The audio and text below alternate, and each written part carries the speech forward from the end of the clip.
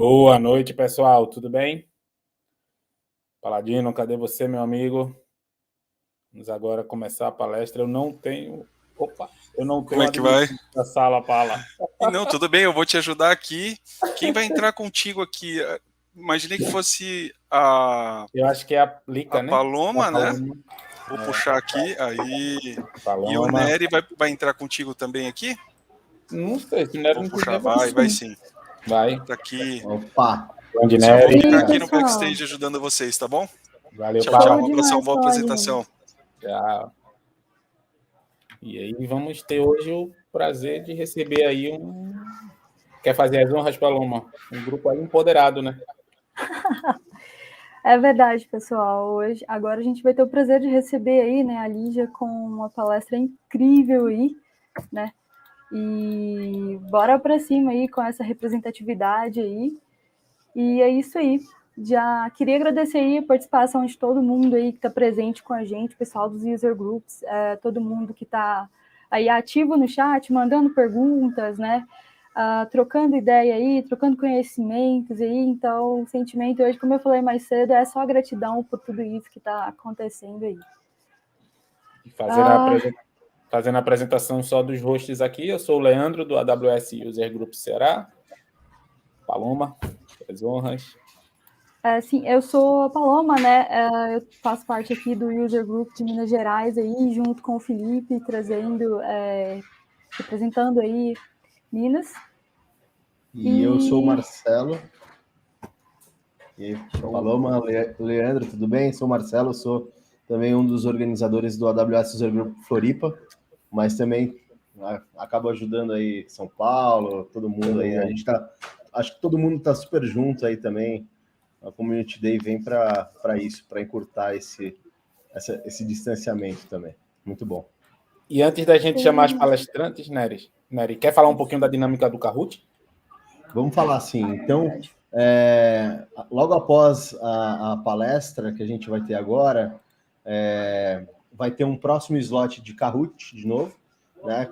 Que a gente pega a palestra anterior, né, sobre Dynamo, e aí aplica ali as perguntas relacionadas aos temas aqui falados. Então, continuem com a gente. Na primeira pergunta, tem uma pergunta teste, dessa vez vamos tentar acertar aqui, na primeira trilha, como a gente colocou para dar uma bagunçada nas perguntas, para misturar entre as duas trilhas, deu uma bagunçada ali, não foi a primeira, né, mas dessa vez vai ser. E é isso, pessoal. Tem ali a questão de premiações de primeiro, segundo e terceiro lugar, né? Então, para o primeiro lugar do Kahoot está sendo disponibilizado ali $50, né? Me corrija aí, Lê, se eu estiver falando alguma besteira. Para o segundo lugar, $25 e para o terceiro lugar, $10. E lembrando também que na última sessão, depois da última sessão, nós teremos um Kahoot especial que vai valer $250 de crédito. Dá para você começar uma startup, ficar milionário e não vai gastar esse crédito todo com arquitetura usando o Dynamo, porque se você usar o Dynamo do jeito correto, ele é extremamente barato. Tá? E também lembrando que durante a apresentação nós temos uma pesquisa para vocês darem um feedback do que acharam a apresentação. É muito bacana, galera, tanto na questão da organização, quanto dos palestrantes e tudo mais. E o último aviso é sobre o nosso código de conduta. Somos diversas comunidades inclusivas, não temos preconceito com qualquer coisa, não aceitamos preconceito e tudo que vocês falem no chat também é regido por esse código de conduta. Então, espalhem amor, espalhem conhecimento. Paloma, vamos chamar essas meninas aí, essas mulheres maravilhosas. Vamos chamar aí, vamos chamar assim a Carol, a Dácia, a Luana. Vai trazer um tema super da hora para a gente ali sobre IAC, pilares do Well Architect. Acho que vale super a pena aí. E bora para cima, pessoal, bora fazer isso acontecer. Todo mundo aí de olho no Kahoot também, porque esses créditos são bem importantes aí para vocês estarem começando os estudos. E é isso aí. Bem-vindas, meninas. Boa tarde. Boa tarde. Vocês estão no mudo. Boa tarde, galera. Boa tarde. Oi. E E Boa aí eu tarde. acho que agora Boa tarde, Adassa. Boa tarde, Luana, Carol. Boa O palco é tarde. de vocês. O palco é de vocês aqui. Tem um show que vocês sabem. Bora dar o show. Boa tarde. Tá bom. Eu sei que teve Vamos uma nessa. super preparação aí de vocês se prepararam super aí. Acho que vem coisa boa. Bora lá. Valeu, galera. Valeu. Valeu. Valeu. Vamos lá, então. Vou começar compartilhando aqui. Bora.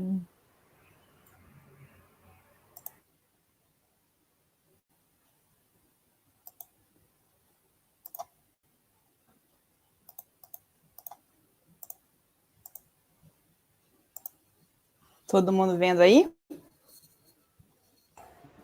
Sim. Vamos lá, então. Bem, só falando um pouquinho da dinâmica aqui, então a gente vai falar sobre o IAC, né, e os 5 pilares do El-Architect, famoso El-Architect. A gente acabou não colocando um slide de apresentação e, na verdade, assim, a dinâmica vai ser um bate-papo, tá? Então, eu e as meninas, a gente trouxe alguns itens aqui em slide, mais para direcionar o bate-papo. E a gente vai começar falando dos pilares e depois a gente vai mostrar, a gente fez um desenho aqui de uma arquitetura básica, assim, e como que a gente implementou isso usando Terraform, né?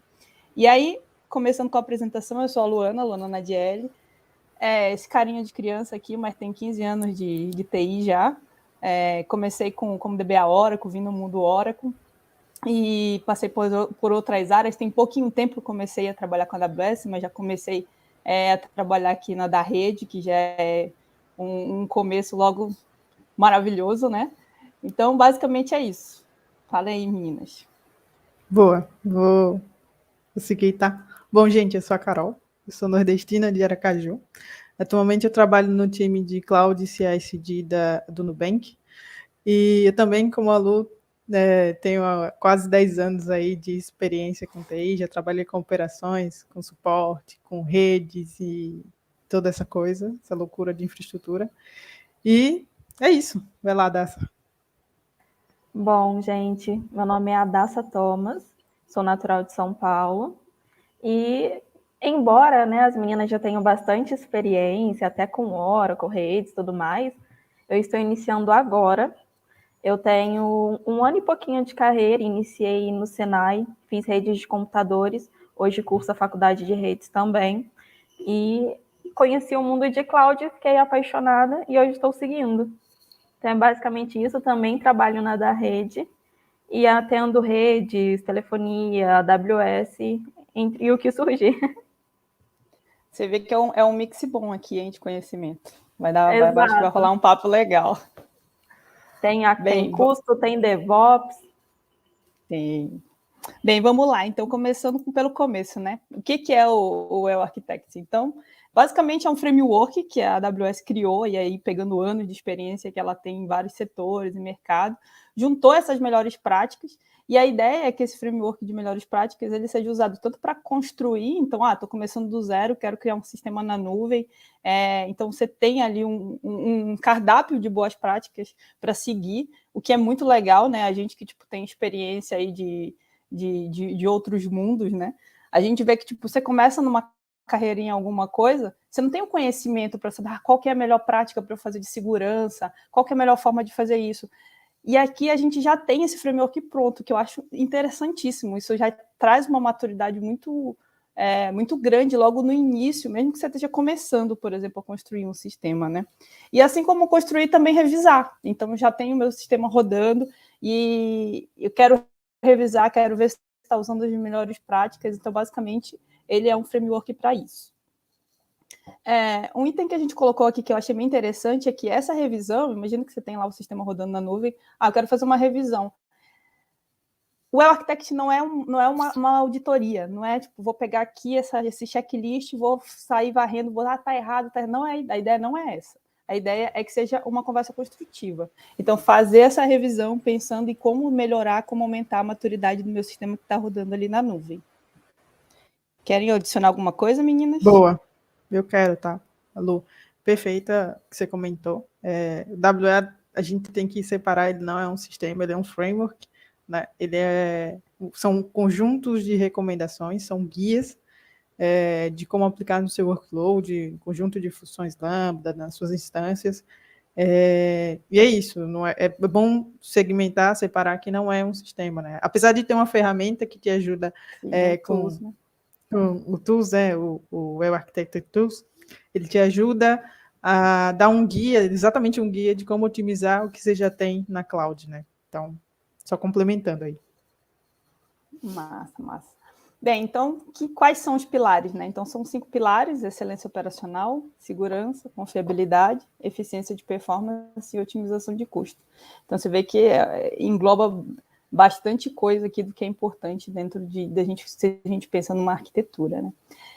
Então, vamos conversar um pouquinho sobre cada um desses pilares e aí a gente vai falando aqui um pouco da experiência do que a gente tem. A gente trouxe alguns highlights, tá? De cada pilar para a gente conversar. Mas como o pessoal falou até nas outras conversas, é muito importante ler a documentação, entender a documentação, tudo certinho, tem todo o suporte, está tudo bem direcionado lá dentro. E, começando com excelência operacional, basicamente é um pilar que fala sobre como você fazer a sua operação rodar de uma forma excelente, né? Tá bem literal.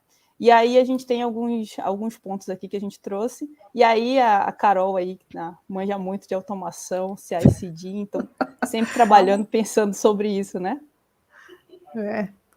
Verdade, ó. Excelência operacional é monitorar, ter seus workloads bem acompanhados, bem executados, tirar os insights ali com os dados, com as métricas, para tomada de decisão futura, né? CI/CD também, como você entrega, como você faz o delivery de sua aplicação nos ambientes, né? E o que a gente vai apresentar mais à frente aí, que é o IAC, também faz parte desse pilar, né? Também faz parte da automação ali, de artefato. É isso. Exatamente. Então, a ideia é a gente automatizar o máximo possível o nosso processo operacional, né? Que a gente está acostumado. Então, pensar em ter ali os serviços e todo o suporte de logs e métricas úteis também, né, para se tomar decisão. O que eu acho interessante desse pilar é que ele fala assim, que não é só uma questão dos serviços, não é só uma questão dos serviços em si, de execução. É importante que você, trabalhando ali, pensando na excelência operacional, você tem que olhar também métricas de negócio, qual é o goal, né, qual é o objetivo do negócio, e você faz com que a tua operação esteja alinhada àquilo, né? Você vai direcionando, pensando em teus objetivos de negócio. Recuperação automatizada também, né? Exato. Que, no caso, a gente não vai perder tempo, né? Esperando alguém fazer algo. Aconteceu algo, a aplicação ela já vai se automatizar sozinha, porque a gente já configurou, já fez os parâmetros, por exemplo, o autoscaling. Coletou uma métrica, essa métrica já avisa o autoscale, ele já escala mais máquinas, mais recursos, e a gente consegue dar conta, e assim a gente coloca o nosso ambiente disponível a todo momento. Massa. E a análise de causa raiz também, né, gente? Tipo, quando a gente pensa, quando a gente está ali na operação, no quente, na hora que cai um sistema, que dá qualquer problema, óbvio que a nossa preocupação sempre vai ser subir o mais rápido possível o sistema. E, por vezes, a gente acaba esquecendo de olhar a causa raiz, né? Olhar ali o que causou aquilo. Então, é um item bem importante dentro desse pilar, e o que traz também para o próximo ponto, que é, vá pesquisar, vai entender, vai fazer um troubleshoot da causa raiz do que causou aquele problema e aprenda com elas, né? Aprenda com essas falhas e faça uma melhoria do teu processo ali para que isso não aconteça novamente. E frequentes e pequenas mudanças, né? Aí é um dos direcionamentos, inclusive, do DevOps. Quanto mais frequente e menor a mudança, mais fácil, por exemplo, você consegue atuar dentro de um troubleshoot, você consegue ter um pouco mais de controle, né, sobre o que está entrando. E testes contínuos, né? Então, quanto mais testes forem feitos, se for pequenas mudanças, é mais fácil identificar. Então, basicamente, esse pilar, ele rege essa parte do quanto mais automatizado você tem que ter ali o seu processo, as métricas sendo coletadas, pensando sempre em automatizar tudo o quanto possível ali dentro daquele seu processo, inclusive para a pessoa que está ali gerindo não perder tanto tempo no operacional e realmente for pensar mais, for usar o seu tempo para gastar com coisas mais estratégicas, né? Exato. A nuvem está aí para isso, né? Automatizar. Isso aí. É isso aí. Bem, vamos falar de segurança, então.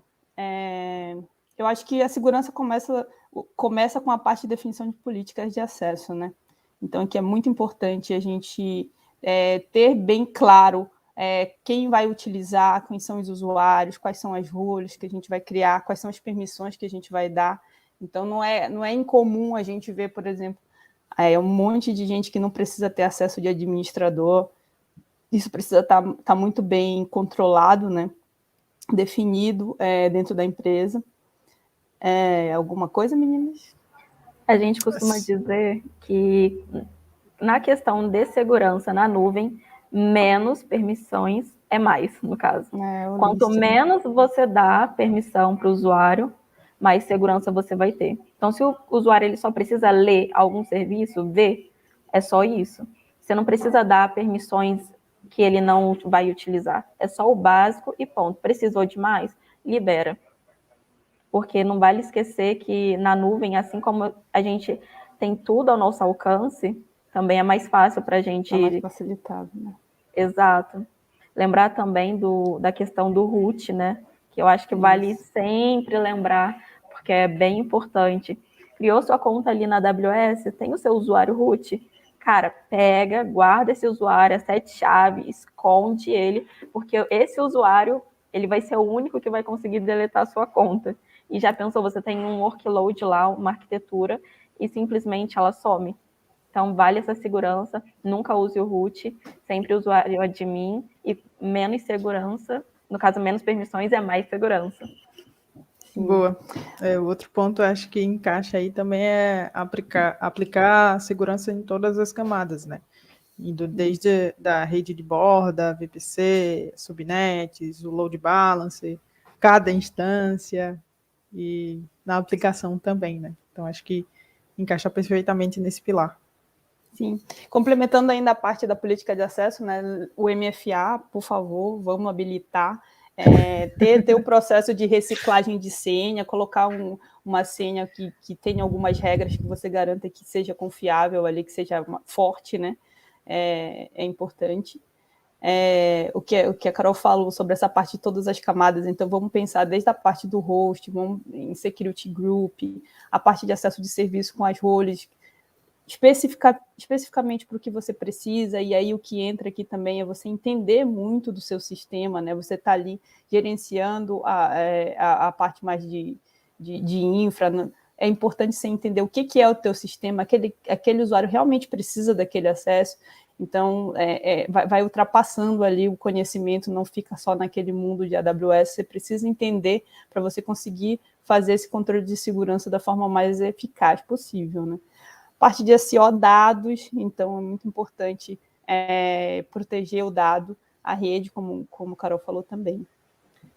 Falando sobre dado, né? Vamos falar sobre proteção de dados e trânsito e repouso. Então, aqui a gente tem criptografia, tokenização, e aqui não é mais nenhuma questão de boas práticas, né? E aqui já é uma questão até de lei, então, tipo, a gente tem LGPD aí também, já rodando, e a gente precisa garantir que a gente está fazendo essa parte de proteção dos dados para que não tenha acessos indevidos.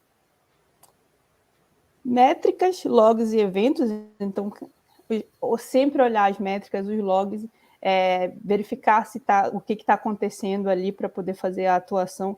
E aí entra o próximo passo, né? Como é que eu vou responder rapidamente aos incidentes? Então é muito importante, inclusive, fazer simulações de ataques e como que você vai responder a esses incidentes, de preferência automatizada, né? Porque não adianta a gente se iludir, achar que nunca vai acontecer nada, seja de segurança ou até a parte que a gente estava conversando sobre a eficiência operacional também, problemas vão acontecer, então é importante a gente ter isso tudo planejado e controlado. Exato, por último, política de retenção, né? Desculpa, fala aí.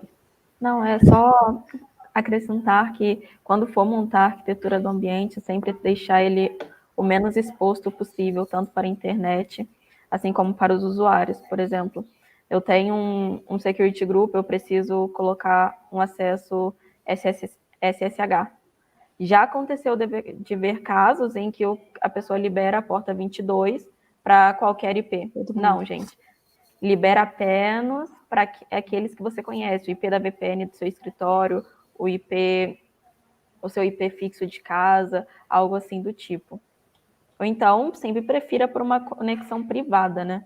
Utilize uma VPN, um Direct Connect, algo do tipo. Sim. E política de retenção de dados, né? Quem nunca viu um sistema que guarda dados desde a época de lavar bolinha, e aí a gente acaba tendo um monte de dados ali que pode estar correndo o risco de serem expostos, de serem acessados, sem a necessidade. Então é importante, de novo, conhecer qual que é a minha regra, qual é a regra do meu negócio. Eu tenho alguma lei que eu preciso manter os dados, por exemplo, a cada 10 anos, e cara, se eu não preciso manter isso, tira, coloca, faz um backup, joga no S3, então, tipo, tira da disponibilidade de poder ser acessado, né? Sem contar que isso impacta a performance também, né? Que é um outro pilar. Então, tipo, quanto menos dados, provavelmente mais rápido, maior vai ser a performance do seu sistema. Exato, que também entra em custo e que tudo se conversa, né? Isso é importante. Todos os pilares ali, eles são entrelaçados, né? A gente vai até falar um pouquinho mais na frente dentro do sistema. A gente criou uma arquitetura aqui, a gente quis trazer bastante isso para a vida real, né? Tá bom, tem uns pilares aqui interessante, legal, mas quando eu estou aplicando na minha arquitetura, aonde que eu estou utilizando? E aí a gente vai dar alguns exemplos que vai ficar bem legal. Confiabilidade, né? Então, cara, vamos falar de confiabilidade. Eu até lembrei da confiabilidade, o pilar de confiabilidade quando deu problema na outra apresentação, né? Confiabilidade grande, porque rapidinho o DR entrou e já ficou disponível. E a gente começa a confiabilidade falando do backup, né? Cara, backup não tem nem o que discutir, né? É essencial. E com teste de restore, por favor, né, gente? Porque não é só ter backup, é o famoso, ele tem que voltar. Então, cara, faça backups, a gente tem um arsenal de serviços já automatizados com a AWS para poder conseguir fazer isso sem se preocupar. Na hora de criar, a gente já consegue selecionar. Então, é muito importante a gente fazer isso e fazer os testes frequentes de restore também, para garantir que vai funcionar, né? DR. Vai lá, Lu, vai lá. Vamos lá. Não, agora é sua vez, Carol. Fala de DR. Tá bom. Eu ia comentar sobre parar de adivinhar, né, a capacidade ali.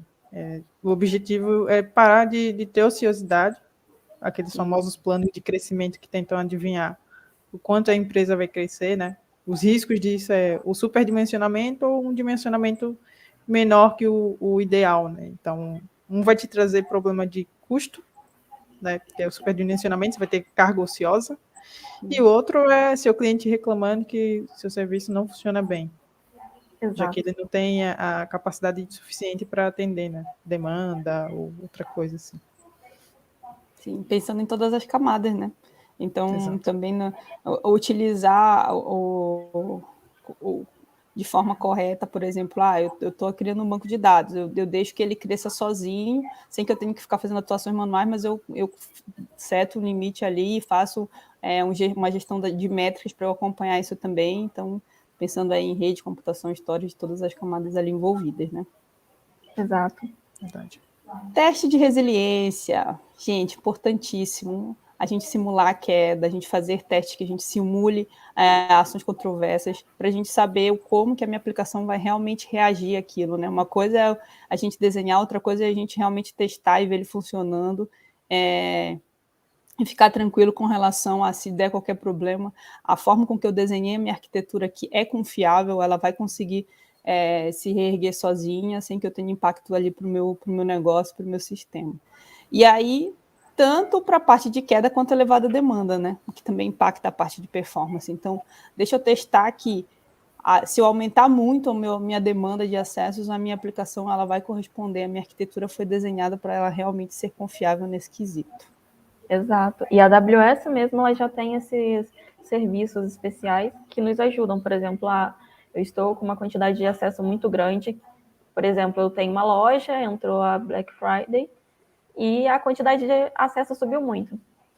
Se a gente não tivesse essa escalabilidade, essa confiabilidade, normalmente com essa questão de acessos, a gente ia cair. No caso, a aplicação ia parar, ia ter que entrar um técnico ali e atuar. Simples.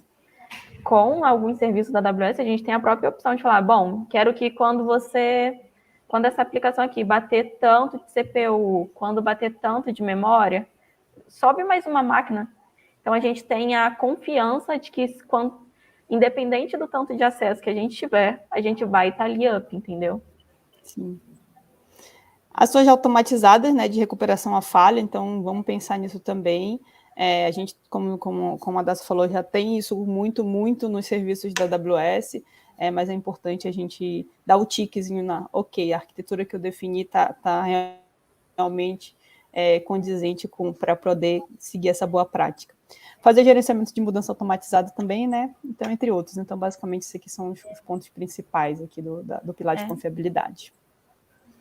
Eficiência de performance, então vamos sempre que puder utilizar as tecnologias mais avançadas do que são disponibilizadas pela AWS, então priorizando serverless. Um exemplo, por exemplo, eu estou ali com o meu disco GP2, sendo que a AWS lançou GP3, que é mais rápido, é mais barato. Cara, vamos priorizar utilizar. Monitorar as métricas de performance, né? Então, a gente tem o CloudWatch aí, que é o nosso grande aliado dentro desse processo também, para poder acompanhar a performance, as anomalias também junto, gerenciar a parte de anomalias para que a gente consiga ver se está tendo algum comportamento anormal de performance que a gente precisa fazer alguma atuação. Mitigar os problemas, né? Automatizar essa mitigação de problemas, usar arquiteturas alinhadas ao objetivo do workload. Então, se eu tenho uma característica, por exemplo, que faz mais sentido usar um Dynamo do que usar um banco SQL, por exemplo, vamos utilizar o serviço que está mais adequado para aquele workload. E, por último, vamos realizar teste de performance, né? Ou estresse, ou carga, aí é o nome que a gente é o mais importante. Sim, a gente tem... Não importa. Cara, é muito bom. Imagina eu posso pegar, subir um ambiente basicamente igual à minha produção, do tamanho da minha produção, exatamente para aquele teste fazer, simular, saber exatamente como é que vai ser meu comportamento de desempenho. E depois eu mato ele, tudo bem. Porque, cara, nós que somos mais das antigas, né? A gente sabe que a gente sofria quando a gente tinha que pensar assim, meu Deus, eu vou ter que fazer um teste de performance. O ambiente sempre era um problema. Como é que eu vou conseguir simular? Eu não tenho uma máquina desse tamanho. Agora a gente tem aí na mão, vamos usar esse recurso, né? Vamos usar essa possibilidade para que a gente tenha cada vez menos problemas de performance nos sistemas por aí, pelo mundo. Fora que você também tinha que ficar esperando o recurso que estava disponível, né? Você, por exemplo, a gente, na vida real, vai ser uma máquina que vai ter 5.000 acessos. Porém, a gente só vai ter essa daqui que vai aguentar 2.000. Vai ter que fazer o teste assim. Vamos fazer. A gente fazia, eu cheguei a fazer muito stress test, cara. A gente fazia exatamente o que você falou, e vai até 2.000. E agora, daqui para frente? Vamos usar uma regressão linear, vamos fazer vários cálculos para simular, mas a gente sabe que o comportamento muda. Dependendo da quantidade de dados, isso pode mudar no decorrer do caminho, né? Então, eram, inclusive, riscos, e a gente, hoje em dia, não tem essa necessidade de fazer isso. Fora que na utilizemos, nuvem, por exemplo, então. Na nuvem a gente pode simplesmente copiar a nossa infraestrutura atual e fazer, vamos fazer o teste. Se a gente tem ainda uma infraestrutura com código, melhor ainda, só você dar um commit lá, um deployzinho, acabou, você faz o teste, testou 1, 2 horas, você para tudo e você só vai pagar ainda pelas 2 horas e 3 horas que você utilizou. Entendeu? Então você não precisa ter recursos. Exato. E a parte ali, voltando ali para o início, né? Tipo, melhore continuamente suas tecnologias, priorize o serverless. Por que usar o serverless? Porque você vai evitar o fardo de se preocupar com as camadas mais baixas, você só vai se preocupar com a entrega do seu produto, basicamente. Então, é só o deploy.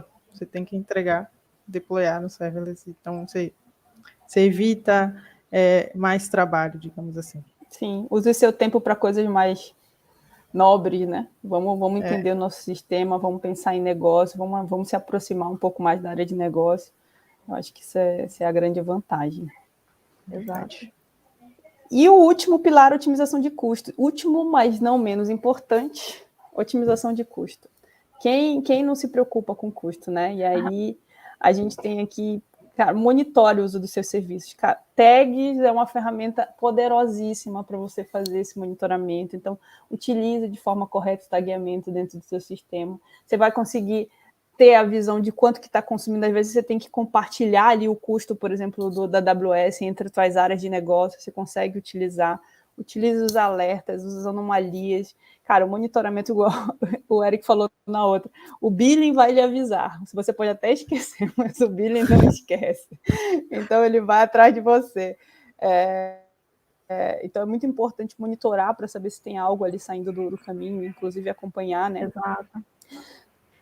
Os recursos subutilizados e sem uso. E aqui, cara, a gente tem o que a Carol falou no pilar de performance, cara. O quanto a gente não tem um pessoal que pega um EBS, aloca um EBS lá para utilizar, desaloca e fica lá perdido. E aí você está pagando pelo EBS que está sem uso. É bem simples, é rapidinho. Olha lá os EBS que estão sem uso e que não vão ser usados, apaga, você já vai ter uma puta economia. Gente, storage, GP3, você vê um monte de instância que tem I/O provisionado que não tem necessidade nenhuma. É uma economia gigante se mudar isso para um GP3 da vida. O que mais que vocês podem dar aí de dica de parte de subutilização? Comigo, o que funcionou muito foi alerta de billing, gente, porque estava eu fazendo testes na minha conta, no meu cartão, esquecendo recursos ligados. Aí, opa, chegou um alerta ali no meu e-mail. Falei, olha, tem que ver o que está acontecendo lá. Ainda bem que me avisou. Controle de acesso, né, também, olha aí a parte de segurança aqui, cara, se você sai dando acesso para todo mundo fazer o que bem deve, tô com preguiça de entender o que esse cara precisa, eu vou dar um acesso aqui para ele poder criar qualquer coisa, e aí ele tá ali criando instância indevida, criando disco indevido, e aí depois você vai chorar no final do mês quando chegar a conta, né? Verdade, acho que uma das coisas que também pode ajudar a ter um custo eficiente, né, usar recursos como spot, instâncias spot, instâncias reservadas. Exatamente. O Savings Plan a gente pode economizar até 72% no valor das máquinas dos EC2 lá, utilizando o Savings Plan, cara, dá uma puta economia. Outra coisa interessante, às vezes você está com um ambiente de dev, um ambiente não produtivo, que você vai rodar lá em alguma região que seja mais barata, é interessante também. Uma coisa que a gente faz muito, tem um banco de dados aqui não produtivo, que a gente sabe que fora do horário comercial não está em uso. Cara, tem o Lambda que a gente consegue utilizar para baixar e subir só nos horários específicos, para o EC2 também, utilizar só quando precisa mesmo.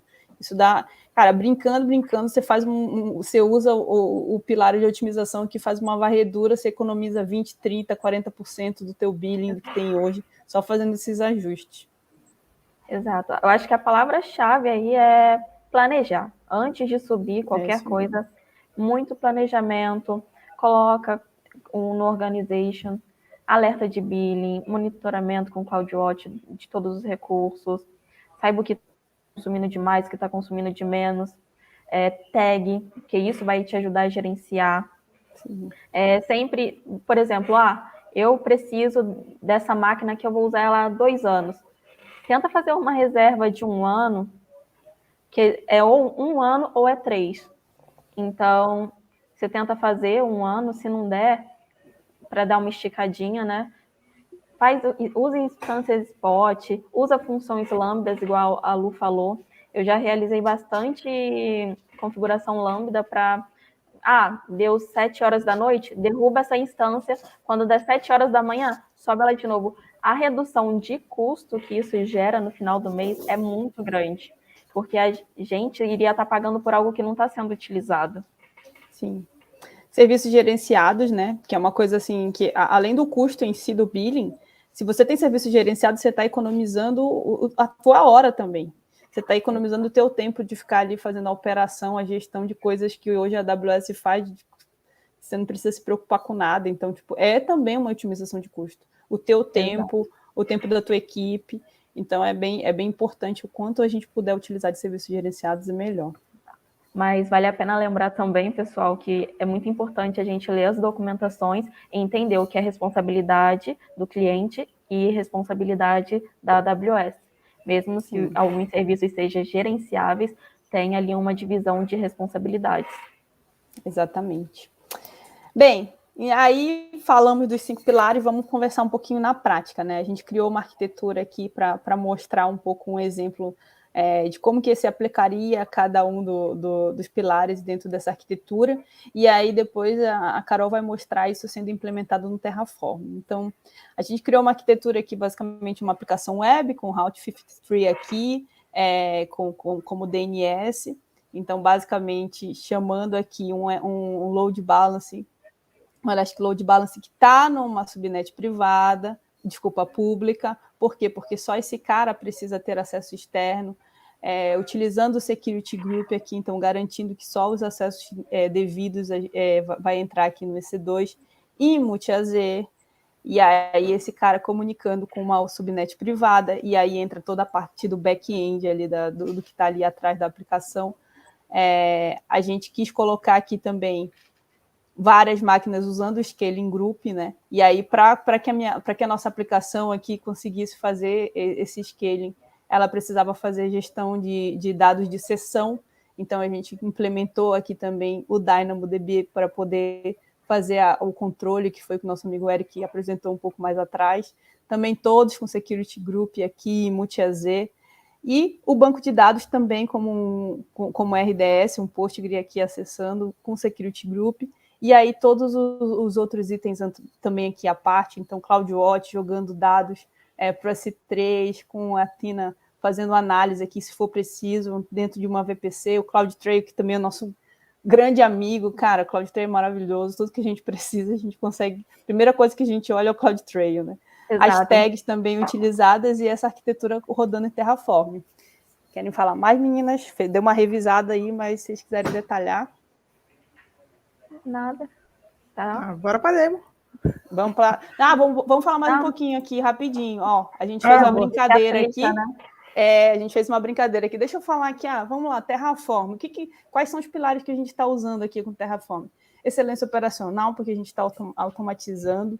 Confiabilidade, né? Porque a gente consegue ali, se der qualquer problema, por exemplo, a gente pode rodar o Terraform quando acontece uma catástrofe, não sei, cai tudo, eu consigo rodar aquilo utilizando o Terraform de forma rápida. Segurança também, porque você tem um pouco mais de controle do que você está subindo. Você garante que você não está esquecendo nada ali no meio do caminho, né? Que toda a tua parte de Security Group está tudo ali dentro.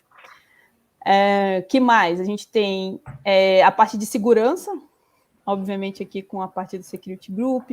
Quando eu estou falando do LB, é confiabilidade, porque com ele a gente consegue fazer essa brincadeira de vamos subir várias instâncias aqui de aplicação, caso aumente a minha demanda. Isso, gerenciar o tráfego para as instâncias. Exatamente. CloudWatch, a gente está falando aqui do pilar de eficiência de performance, excelência operacional também, porque a gente está olhando métrica. A parte acaba que a parte de custo também, então é uma coisa, são vários pilares que acabam entrando junto dentro de cada ponto, né? Tags, otimização de custo, segurança, quando a gente põe aqui toda a minha estrutura da minha aplicação, do meu banco, dentro de uma subnet privada, sem ser exposta para fora, sem ter o risco de alguém entrar via SSH para poder fazer alguma coisa indevida. O multi-AZ entra como confiabilidade, excelência operacional aqui, porque eu tenho meus serviços que são autogerenciados, então também economizo o meu tempo ali de ficar gerindo no dia a dia, né? Então, basicamente é isso, era só para mostrar uma brincadeira aqui do que como cada ponto, cada pilar se aplica em cada um desses itens. Exato, que não vale a pena a gente só saber dos pilares, para que serve, como é bom utilizar, mas onde eles se aplicam, né, no nosso dia a dia.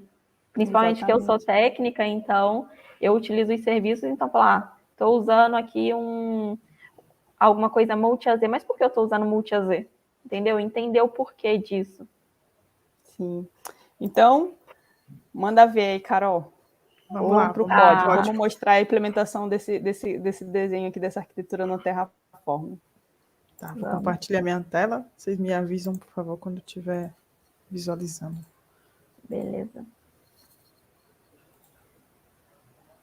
Todo mundo vendo aí já? Ainda não. Ainda não.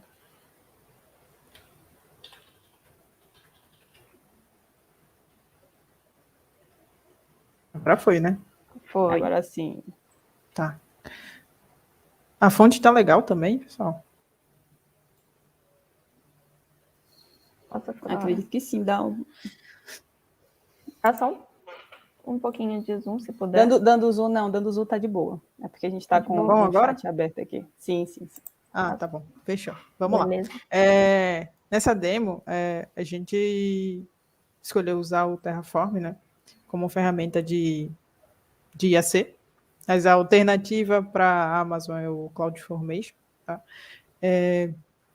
Bom, o próprio Terraform, usar a infraestrutura como código, ela também já atende alguns dos pilares do Well Architected, como excelência operacional e eficiência de performance. Por quê? Porque é possível continuar melhorando e otimizando a infra como código de maneira estruturada, documentada também, e que possibilita compartilhar, né? Você pode compartilhar com o seu time e fazer ali uma coisa muito mais colaborativa, tá? Para esse Foundation, na verdade a gente fez a parte do Foundation do que a Lu ali apresentou mais cedo, naquele desenho, tá? E nessa demonstração, na verdade, como é que funciona o Terraform? O Terraform, você escreve esse código e você aplica esses manifestos dele na cloud, né? Na Amazon. E como é que ele salva o que foi que eu implantei lá no provedor? Ele cria um back-end, o Terraform tem um back-end, que basicamente é o arquivo de estado dele, que toda vez que eu alterar, que eu criar um manifesto e aplicar na Amazon, ele vai salvar isso dentro do arquivo de estado. Então, como boa prática para começar aqui, a gente pegou esse arquivo de estado e jogou num bucket no S3, tá? Esse é o trechinho de código que a gente jogou esse arquivo de estado lá. É justamente isso aqui. Ele é um bucket criptografado, tá? E com versionamento habilitado. Aí só uma observação, pessoal. Esse código ele está disponível no GitHub, tá? Então, quem quiser ter acesso, visualizar depois, tem um guia lá, passo a passo, no README. Quem quiser contribuir também, isso é muito bom. Mas aqui, continuando, além do S3, também está bloqueado para acesso público. Está todo bloqueado. Então, só quem tem acesso ali por IAM tem acesso a esse bucket. E além do S3, a gente também criou uma tabela do DynamoDB para controlar a concorrência de alterações e garantir integridade mesmo, garantir que esse arquivo ele não seja corrompido. Por exemplo, se eu estiver alterando, fazendo uma apply dessa configuração e a DASA também estiver fazendo no mesmo momento, a tabela do Dynamo vai fazer um lock, vai bloquear isso, vai deixar só uma aplicação por vez. E aí tem um time também para que seja liberado para um momento para a próxima alteração, tá? Então, isso é só uma boa prática para garantir que a gente não perca os dados. Aí, saindo aqui do back-end e indo para as VPCs, lembrando ali do pilar de segurança, né? Segurança e confiabilidade. VPCs e Security Group, tá? A gente subiu uma VPC, basicamente, e duas subnets públicas e privadas. Aí vale ressaltar que a subnet privada, ela só tem inbound access na porta 80, que a nossa aplicação aqui é uma aplicaçãozinha web com Hello World. Então, ela só tem inbound na porta 80 a partir do load balance, tá? Eu vou mostrar mais à frente. Meninas, se quiserem comentar, podem me interromper. Tá? Você já está detonando aí. Tô só ouvindo. Tá bom. E aí, nessa VPC, ela também tem um Internet Gateway para liberar o acesso público, né, para a internet. Tem o Egress aqui montando essa estrutura e tem um default route para toda a internet. Basicamente é isso, bem tranquilo, bem simples. E a subnet privada, ela não possui nenhum tipo de contato com a internet, nem por NAT Gateway, certo? Certo, é exatamente isso. Ela está aqui. Ela não tem acesso a nada público, apenas o security group dela está está vinculado apenas ao acesso pelo EDB. Perfeito. Tá. Aí, saltando aqui para o pilar de custos, a gente acabou criando um orçamento ali com alerta, né? O Importante budget, né? A gente até esqueceu de falar dele. É verdade. É importante estar atento ao custo, né, que é gerado e monitorar através desses alertas. É muito útil. E aqui a gente criou esse budget de muito dinheiro, cheio de dinheiro, $3. E basicamente. Que reais vale muito hoje em dia. Vale Real, mais do que barra realmente. de ouro. Realmente. Esse budget ele é mensal. E aí, quando a gente criou uma regra aqui de notificação de quando tiver um gasto previsto de $1,50, ele envia um alerta. E esse alerta ele chega para a gente na nossa caixa de e-mail. Tem outras formas de a gente habilitar isso, mas a gente quis habilitar de uma forma mais simples e mais prática, tá? Basicamente é esse o e-mail que chega, informando qual é o seu orçamento, quanto você já gastou, né? Acho que a gente já pulou bastante aqui a cota. Muito. Estourou nosso budget de tempo. Do ano inteiro, né? Nosso patrocinador vai chorar. Tá, aí passando de custos e indo para o load balancer, né, que vai ali no pilar de confiabilidade, de eficiência, de performance. Também, o que a gente fez? A gente criou um load balancer com 3 subnets, né, para garantir a disponibilidade. Tá? Cada subnet está em um AZ diferente. O que mais? Ele estava com protection, deleção, proteção para não deletar por acidente true, mas aí eu tive um problema, tive que deixar como false. E aí, mas é importante deixar isso como verdadeiro, né, como true, para não ter acidentes e acabar você deletando lá seu load balance e perder tudo. Tá, continuando, o listener desse load balance ele tá para HTTP na porta 80. Como eu comentei, a nossa aplicação é um Hello World lá, bem simples. E o target group com um health check bem simples ali, bem padrão, de 30 segundos e um timeout de 5 segundos, tá? Aí vamos aqui pro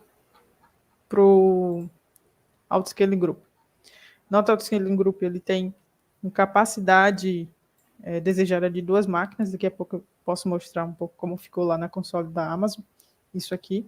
Um máximo de 4 máquinas e também ele está em 3 subnets diferentes, em 3 zonas de disponibilidade, tá? O que mais? Tá. Aí esse Autoscaling Group ele está relacionado com o Launch Template. Launch Template é justamente onde está o modelo do que o Autoscaling vai usar quando for necessário subir o número de réplica, tá?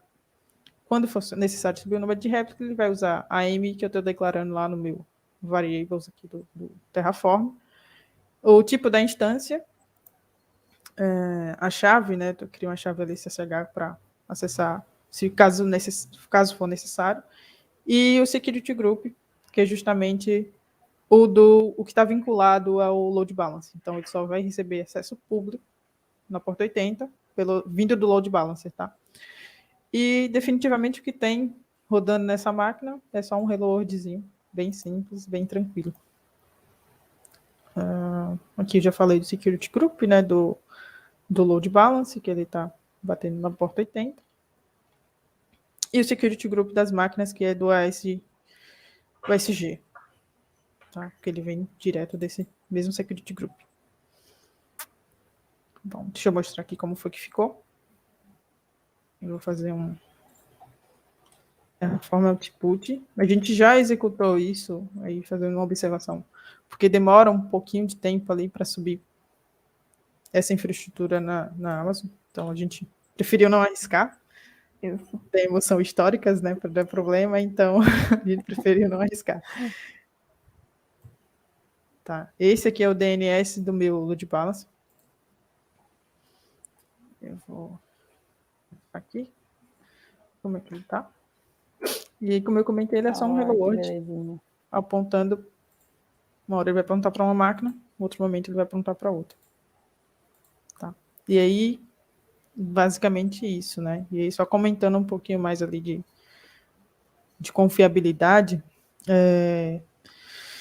nada mais que garantir que a operação e os serviços estão funcionando, né? Então, sendo assim, o Infra Code, ele traz o benefício de você conseguir restaurar a sua infra em caso de acidente de uma forma mais simples, mais fácil.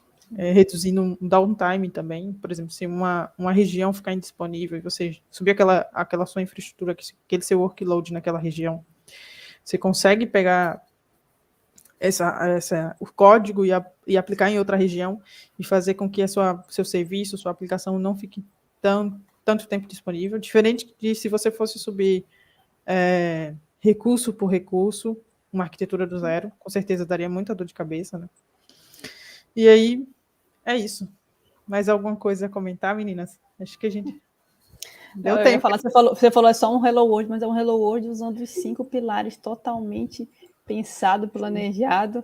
A gente vê só um Hello World aí, mas por trás foi todo um planejamento. E como dá uma tranquilidade no coração quando você sabe que você desenhou uma arquitetura bem pensada, que você usou as melhores práticas de cada pilar.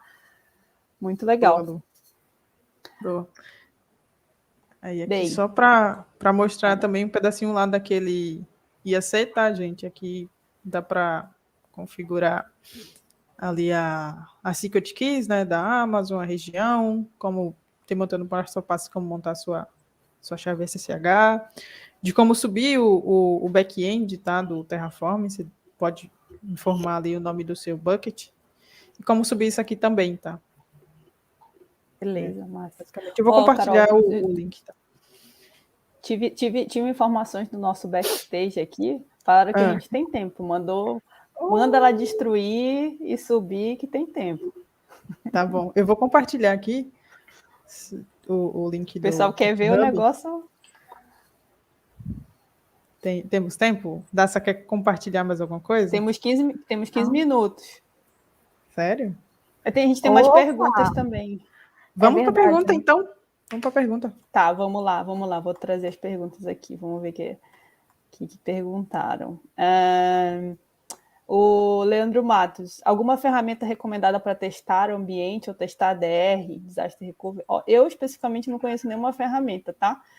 Para mim, é ir lá e matar o serviço. Então, de forma estruturada, o que eu sugeriria é cria um plano de teste de DR, vai simulando, chama um script que baixe um serviço ou outro, e aí isso vai depender também de cada arquitetura, né? Mas eu basicamente não conheço nenhuma ferramenta. A parte de teste de performance, por exemplo, trabalhei muito com JMeter, chamando os acessos, né, web, então acho que é uma ferramenta bastante utilizada aí, simulando os acessos para poder ver se você consegue chegar, e aí tanto a parte web quanto a parte de web service. Para mim é isso. Alguma sugestão, meninas? Não, acho que é isso também. Talvez aí esteja também relacionado com os dias de jogos, né? Que é comentado também no... Isso é verdade. Os dias de jogos são eventos planejados para você quebrar a sua infraestrutura, saber o tempo de resposta do seu time, saber o que é que você aprende com aquele momento para melhorar a sua arquitetura, a sua infraestrutura de forma geral, tá? Acho que tem uma relação também. Sim, muito bem lembrado. Outra pergunta, existem templates prontos de Lambda para essas rotinas de parar e iniciar serviços? Existem, tá? Inclusive no blog da AWS a gente tem o Lambda tanto para subir a parte de RDS quanto a parte de EC2. Eu vou mandar aqui para os meninos para passar aí também no chat. O Flávio dando um alô. Vamos lá. Terceira pergunta. Vantagens dos Savings Plan, como usar e quais serviços são aceitos? Cara, Savings Plan é vida, é maravilhoso. Basicamente, Savings Plan é quando você sabe que você, pelo menos por um ano, vai precisar usar aqueles serviços. E aqui o Savings Plan, ele pensa em valores, tá? Então, basicamente, você sabe que você vai consumir um budget de, sei lá, $5.000 por mês, pelo menos por um ano. vale a pena, porque você basicamente está se comprometendo com a AWS. Olha, eu me comprometo que pelo menos 5 mil eu vou gastar todo mês. E aí eles em contrapartida te dão um desconto em cima dos serviços, tá? Savings Plans são aplicados para EC2, para Lambda. Nossa, deixa eu ver, eu vou ter que pesquisar, que eu não lembro de cabeça, não. Mas lembro do EC2, do Lambda, e aí já vou pesquisar e respondo, mas qual é a vantagem? Por exemplo, eu prefiro usar Savings Plan no lugar de instância reservada. Por quê? Porque instância reservada, normalmente você vai ter que escolher uma família específica. E, cara, às vezes com o tempo você muda o teu workload, você vai precisar mudar o tipo de família. O planejamento é um pouco maior quando você pensa em reservado. O Savings Plan não, é budget. É 5 mil, independente de qual tipo de instância que eu vou estar utilizando. Mas o RDS não aceita, o Savings Plan não se aplica a RDS. Então, no caso de RDS, a gente teria que usar reservada. Deixa eu ver a próxima pergunta, que eu acho que é para a Carol. Tá, manda aí. Enquanto eu pesquiso aqui, como funciona o save do state do Terraform e melhor prática para guardá-lo? Bom, o save, o Terraform guarda nesse... Não vai estar aqui. Mas o Terraform, ele guarda no Terraform State, né? E aí, por padrão, ele guarda local. Mas se você quer ter uma segurança ali, ou quer compartilhar com o seu time, aquele mesmo arquivo de estado, é interessante jogar ele no S3. Nessa nossa demonstração, tem ali como fazer isso, tá? A partir de quando você faz um Terraform init, ele salva local, né? E aí depois você cria o bucket, e aí ele já migra para o seu bucket. Ele vai perguntar assim, você quer migrar? Eu vi que você fez uma migração de estado, você está tentando uma migração de estado, você tem certeza? Ele ainda te pergunta, tem certeza que você quer migrar isso pro back-end remoto, né? E a própria Terraform também tem o Terraform Cloud, que é a cloud lá deles, justamente para ter esse serviço. Mas assim, o S3 e o Dynamo funcionam super bem mesmo. Nossa. Tem uma outra pergunta aqui. Existe algum plugin para o Terraform no VS Code? Essa Qual vocês usam? Essa eu vi. Usa da própria HashiCorp, né? Tem lá, você joga lá na pesquisa da extensão do VS Code, HashiCorp. É esse que eu estou usando. Beleza. Agora respondendo o Savings Plan, o Fargate, tá? EC2, Lambda e Fargate. Você pode usar para esses 3 serviços. Essas informações da aplicação do Hello World estão consultando o DynamoDB ou PostgreSQL? Essas informações, a gente só fez um foundation aqui. A gente não subiu ainda a parte da camada ali de dado, tá? De banco. Então, esse Hello World está definitivamente nas máquinas, as instâncias EC2. Eu posso até mostrar aqui.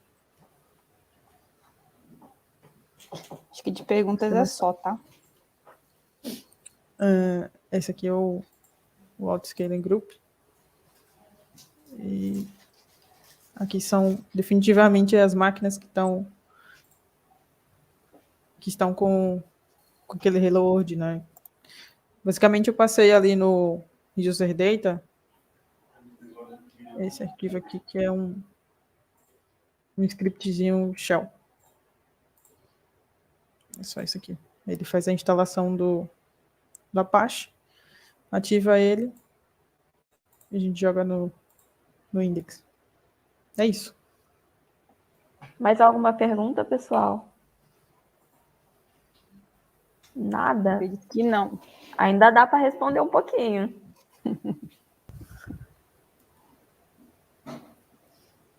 Ó. Olha na tela aí. Aí. Fantástico. Muito legal. Interação muito bacana aí no chat. Paula, se puder subir também a Paloma aí. O Nery também. Meninas, show de apresentação. Foi legal demais, deu para ter um overview aí bem bacana aí, né? De tudo que a gente pode fazer aí para estar protegendo aí a nossa infra, todos esses pilares que hoje são bem importantes para a gente aí. Vocês são incríveis. A palavra mais cedo que eu tinha dado para a Yara era gratidão, e para vocês também. Eu fico muito feliz de ver toda essa representatividade, né? Ver as meninas na TI também. Antes era um mercado um pouco mais complicado, e agora a gente está vendo que essa realidade está mudando, estamos trazendo muita gente bacana, interessante. Então eu queria deixar aí para vocês a palavra gratidão. Muito obrigada, né, por ter participado com a gente aqui, né, mostrado um pouquinho aí, né, do conhecimento de vocês aí. E a palavra que eu tenho para vocês agora é essa. Obrigada pelo convite, gente. Amei demais. Muito feliz. Muito, Obrigada. foi muito legal. Faço da Paloma aí a minha palavra também, assim, eu não sei como é entrar no mundo de TI e alguém olhar de lado, ou alguém olhar com desconfiança, ou alguém achar que é incapaz apenas porque é de um sexo diferente, enfim, mas assim, eu trabalho com as três, Paloma, diariamente, eu vejo a capacidade das três, a evolução das três, o que eu aprendo com as três também, o que a gente troca de experiência, e é fantástico ver o quanto elas estão presentes nesse mundo de TI, o quanto estão evoluindo, o quanto evoluíram nesse conceito de cloud e hoje conseguem passar para uma galera aí que tá começando e tendo isso. Parabéns de verdade, um orgulho gigante de estar na equipe com vocês, pessoal. Show de Valeu, bola, gente. meninas. Vocês Muito bom. arrasaram muito. Obrigadão. Muito obrigada. Se vocês ainda quiserem comentar alguma coisa, a gente tem uns pouquinhos de minutos aí, porque a gente está aguardando a outra trilha ali para mais ou menos. Agora Pra não ficar não é o casado. Kahoot, não? Não, o Kahoot vai ter. Pessoal, Se quiser, o pessoal do Destroyer aí que quer ver a parada pegando fogo. tem a galera que quer ver o Destroy, Carol. O Destroy? Bora! Bora! Então, tem mais uma pergunta aqui, pessoal, do Evair Marinho. Para trabalhar com múltiplos ambientes, como vocês costumam organizar o código?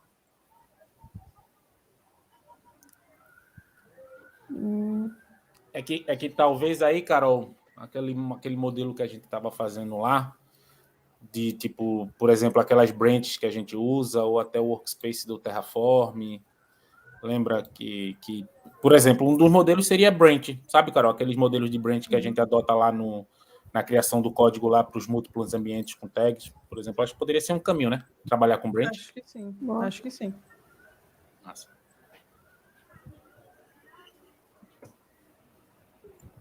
Como desmonta o ambiente criado. Compartilha a tela e dá o comando, Carol.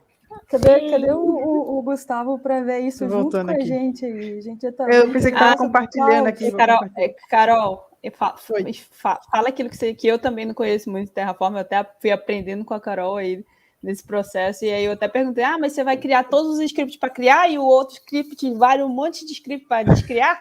Aí ela falou, não, ele já faz isso de forma automatizada, acho que é legal você explicar isso. Quando a gente faz um plan, eu vou até fazer aqui. Quando a gente faz um plan apontando para um binário aqui, que é o Terraform também indica ali para você segmentar, né, o arquivo. O Terraform ele te mostra, do começo, quando você faz o init, ele baixa todos os plugins que você precisa. Então, eu vou declarar lá no meu provider, dentro do meu provider TF, vou mostrar aqui. Que eu quero usar a AWS na versão ou na região tal. Não é isso aqui que eu queria mostrar, não, mas aqui, ó. Que eu queria mostrar isso aqui.